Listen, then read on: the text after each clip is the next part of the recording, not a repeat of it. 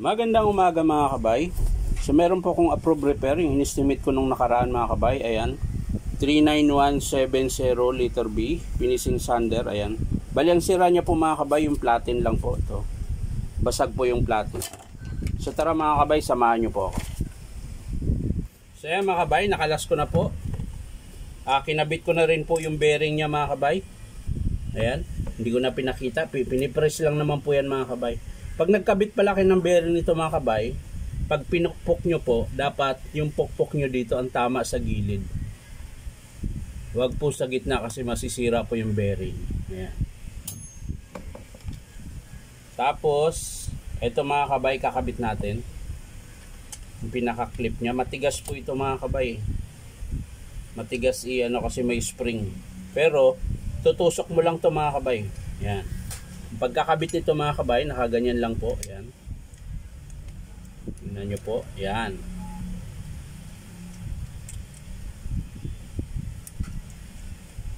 Ayan. Ganyan po yung plaster niya mga kabay. Ayan.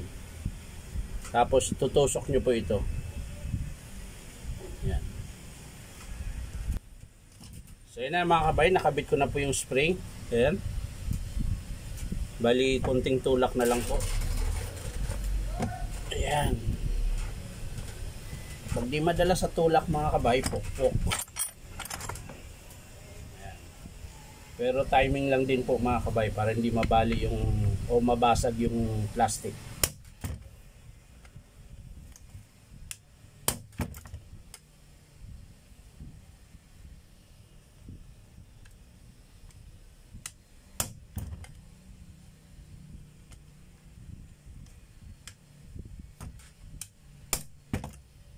Ayan na mga kabay, okay na po siya.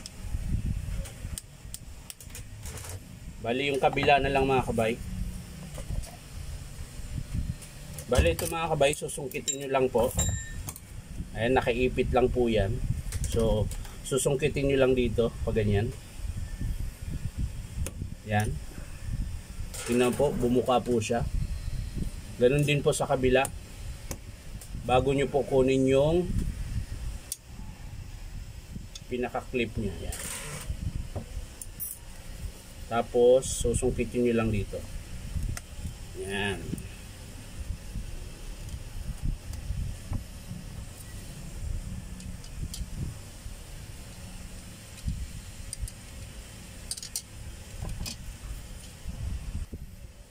So yung mga kabay, nakabit ko na po yung paper clip niya. Ayan, sa kabila. So ito mga kabay, susuksok nyo lang po dito. Yan. Ganun din po sa kabila.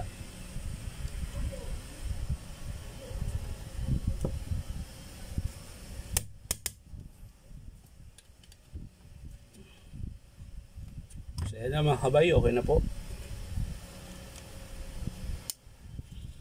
Testing natin. Yan. Yan na po yung pang-ipit niya. Yan. So ikakabit na po natin sa unit. Yan. Ito po yung rubber niya. Pinakapaan niya rubber. Ayan.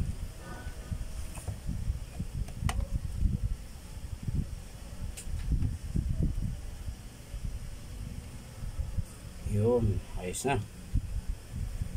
Ngayon, sasalpak na natin ito mga kabay.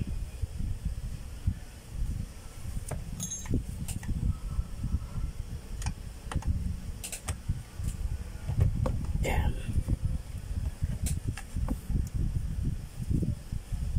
Kapag bumaba na, yan. So, isa lang ibig sabihin yan mga kabay, pasok na. Pero pag di siya bumaba, kulang pa.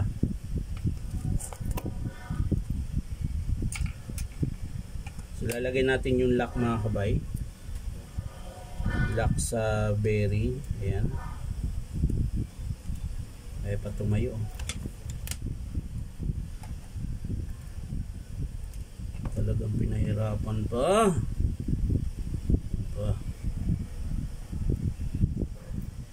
Aga-aga eh. Look. Ayaw. So yan mga kabay, nakabit ko na po siya. Ayan. Bali ang kulang na lang po dito ay yung rubber pad. So kakabit na po natin yan.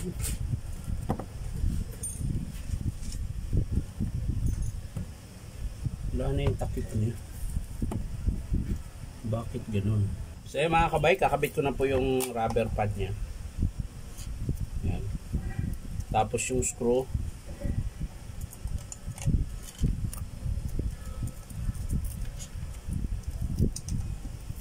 Yan.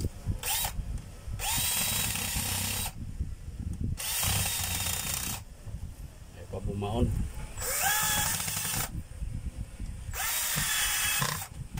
Ayaw bumaon. So yun na mga kabay, nakabit ko na po. So papaanda rin na po natin.